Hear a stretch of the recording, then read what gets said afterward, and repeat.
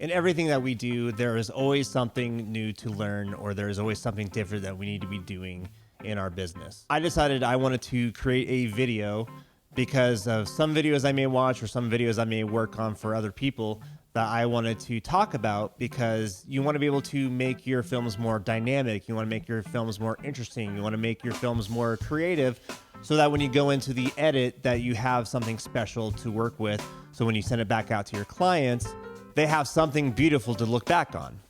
So with this video, I decided to talk about 5 things that you should avoid while filming weddings. If we haven't met yet, my name is David Scott. I am the owner and founder of Pacific Pine Films. I also am starting an online course to help wedding videographers get their start in wedding videography. So the number one thing is don't use only one style of filming throughout the entire day. The reasons why we invest so much in gear is so that we can have different varieties of shots when we go about the wedding day.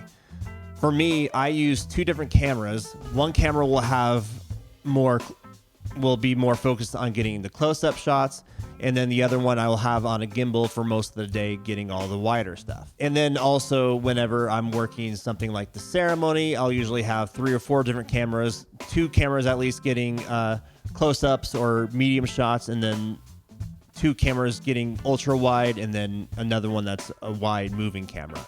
I try to make sure that I'm doing as much as I can to make the film more dynamic, so that when you are getting a close-up shot, you're not just like bringing the camera up close to get that shot. It doesn't feel that much different than that wide shot. You want to be able to get different lenses, invest in different gear, so that you can do different things with it. Because at the end of the day, it makes your films a lot more creative and a lot more dynamic each and every single time you go into the edit. Number 2, only using a gimbal.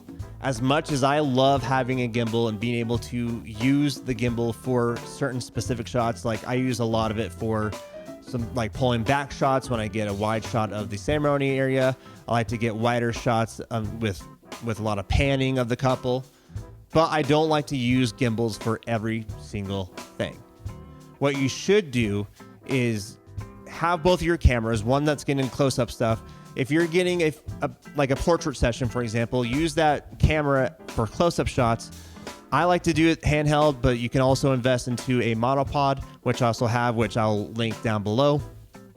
And what you can do there is you can get those closer shots, like get hand shots, get detailed shots. You don't need specific wide shots of the couple the entire time.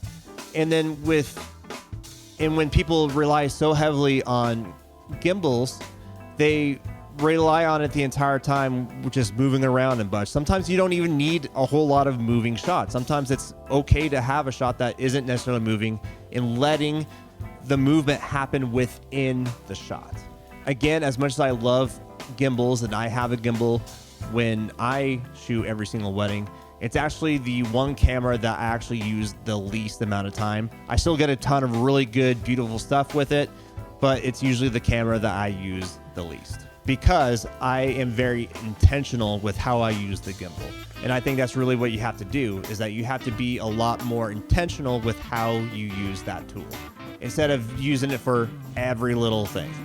Which this next one is kind of in relation to the gimbal, but not necessarily specifically geared towards the gimbal, which is why I made it its own section, is stop relying so much on slow motion.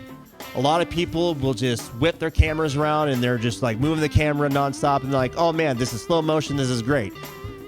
What really happens is that you get that shot, but you're only really getting it for 1 to 3 seconds at most. What I really think you should do, and this is what I encourage everybody to do, is actually start practicing using your camera in 24 frames per second. Because what most people know, in 24 frames per second, you can't just slow the clip down, otherwise it's going to get really choppy and it's not going to look as good. But the reason why I tell you to do it, so that when you are using a gimbal, you're getting a panning shot. And I suggest this not for doing it at weddings, but I say doing it while you're in your home office.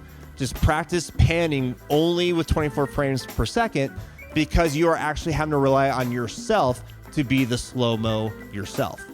So if you're able to do that, and then you're able to bring that in once you do put your camera on 60 frames per second, and you're actually taking your time with the shot, you'll be able to actually slow down that shot and actually have really beautiful, crispy footage and not these 1 to 3 second quick clips thinking, oh, I'll be able to fix that in post. Fix it in pre. Fix it while you are filming the shot itself. I also like to think of this as well. Maybe if you're getting a certain kind of shot, think in your head 10 seconds. So while you're panning, maybe be thinking in your head 1, 2, 3, 4, 5, 6, and then however long you need the footage. And know, okay, this is exactly how long I filmed this. This should be good for when I put this into post, because it'll actually be a good quality clip that I can use while I'm editing it. Do not rely heavily on drone footage. What I've seen from time and time again, and I love drone footage. I use drone footage, but drone footage for me is more like salt and pepper than it is the main course. Meaning it's a great, so if you're wanting to use it for a great opener into your film, or you want to use it as a great transition within your film, those are great times to use drone footage. What's not great is when you have 2 to 3 shots right at the beginning of just drone footage. Because what's happening in a lot of people's minds as they're watching a film is that their brain is ready to move on. Their brain is ready to go on to the next thing. And so if you're just lingering too much on one style of clip for 2 to 3 shots, people's brains are going to get bored. They're going to be like, okay, let's move this on. Let's continue on down the road. And that's also why it's really good to have more dynamic footage, so that you maybe are starting off with a wide drone shot. Then you're going into like a medium wide shot of the venue or of the ceremony area, and then maybe another wide shot of the ceremony area, and then going into something that's close. So you're not only relying on so many different wide things, 3 or 4 clips down the road, but you're doing like a wide shot, then a medium wide shot, then a close shot, and then so on and so forth. So that you're not relying on just one thing to get what you need.